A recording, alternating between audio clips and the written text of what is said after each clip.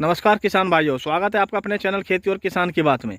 किसान भाइयों, आज गन्ना किसान के सामने सबसे बड़ी समस्या आ गई है कि वो गन्ने की खेती छोड़ने को मजबूर है, क्योंकि सबसे ज़्यादा जो लागत आ रही है आज की तारीख में गन्ने में आ रही है। और गन्ने में जितनी भी लागत आ रही है और जो अब किसान अपनी मेहनत कर रहा है, अपनी मजदूरी भी उसमें नहीं निकाल पा रहा है, तो इसी वजह से किसान गन्ने की खेती को छोड़ने के लिए तैयार है। और लगभग पश्चिमी उत्तर प्रदेश में जो बात करें, सबसे बड़ी बेल्ट जो है वो गन्ना बेल्ट है, क्योंकि सबसे ज़्यादा शुगर मिल जो है पश्चिमी उत्तर प्रदेश में है। एक एक ज़िले में 2 से 3 शुगर मिलें हैं। लेकिन कहीं ना कहीं जो शुगर मिलें हैं आज इनके दबाव में इनकी ऐसी रणनीति बन चुकी है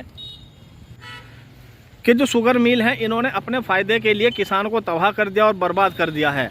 क्योंकि पहले ऐसा होता था कि 2 प्रजातियाँ चलती थी, सामान्य और अर्ली। तो उसमें जो भी किसान को अच्छी वैरायटी लगती थी, जिसमें किसान का अच्छा उत्पादन और लागत कम होती थी, वो बो लेता था। लेकिन अपने प्रोडक्शन के चक्कर में किसानों ने जो शर्तें रख दी हैं कि यही बीज बोना पड़ेगा, उसमें सबसे ज़्यादा जो अच्छा बीज आया था सर्वप्रथम वो 38 आया था। और जो मैं आज ये आपको वीडियो दिखा रहा हूँ, ये जो गन्ना है ये भी केवल 38 ही गन्ना है। अगर गन्ने की संख्या मैं आपको बताऊँ तो किसान भाइयों देखिएगा, गन्ना काफ़ी मोटा है, बहुत मोटा और सुरक्षित ये गन्ना है। लेकिन इसमें आप देखिएगा 1 2 3 4 5 6 7 8 9 10 और ये 11 और ये 12 गन्ने नीचे से इसमें चले हैं। लेकिन एक भी गन्ने में एक भी अगोला नहीं है। इसीलिए जो किसान हैं वो गन्ने की खेती को छोड़ने के लिए बहुत ज़्यादा मजबूर हैं। लेकिन समस्या यही आ रही है कि उनके सामने कोई भी उपचार उनको नहीं दिखाई दे रहा है। कि जो किसान हैं जिनको लगभग अपना पूरा जीवन उन्होंने खेती में बिता दिया है, वो इसको छोड़कर कहाँ जाएं।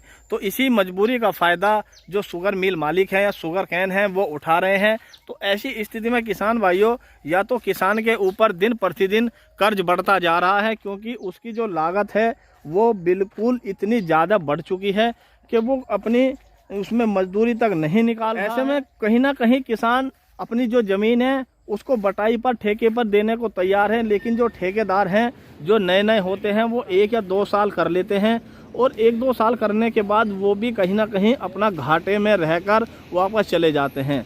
तो एक जगह जहां पर किसान अपनी लागत या अपनी मजदूरी नहीं निकाल रहा है, अपने बच्चों को नहीं पढ़ा रहा है, जिसके लिए किसान संगठन बार बार धरना दे रहे हैं, बार बार आंदोलन कर रहे हैं कि किसान को उभारिएगा, क्योंकि भारत एक कृषि प्रधान देश है। लेकिन जो कृषि वाले हैं वो बिल्कुल घाटे का सौदा आज की तारीख में बनता जा रहा है। इसलिए एक भी किसान अपने बच्चे को खेती में लगाने के लिए तैयार नहीं है।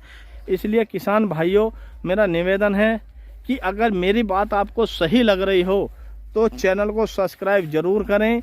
और जो किसान खेती छोड़ने के लिए तैयार है वो कहीं ना कहीं अन्य फसल का उपयोग करें, चयन करें और अन्य फसल उगाकर अपने व्यवसाय है, अपना घर बार है, उसको चलाए।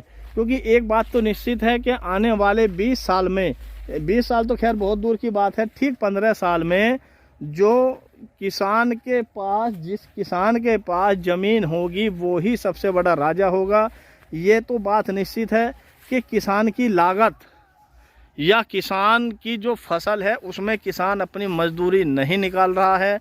लेकिन एक चीज़ तो ये है कि उसकी जो ज़मीन के रेट हैं वो दिन प्रतिदिन इतने बढ़ते जा रहे हैं कि वो अपने व्यवसाय आने वाले समय में उसको देखिएगा। ये तो मैं नहीं कहता कि शायद किसी की ज़मीन ना बिके, लेकिन आने वाले समय में एक राजा वही होगा जिसके पास ज़मीन होगी।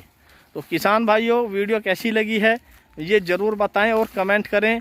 क्या किसान इतने घाटे में है कि वो खेती छोड़ने के लिए तैयार है या नहीं है, या उसको गन्ना छोड़ के दूसरी फसल का चयन करना चाहिए, और करे तो किस फसल का करें। तो इसी के साथ मैं अगली वीडियो आपके लिए फिर लेके आऊँगा। तब तक के लिए सभी किसान भाइयों को हाथ जोड़ के नमस्कार।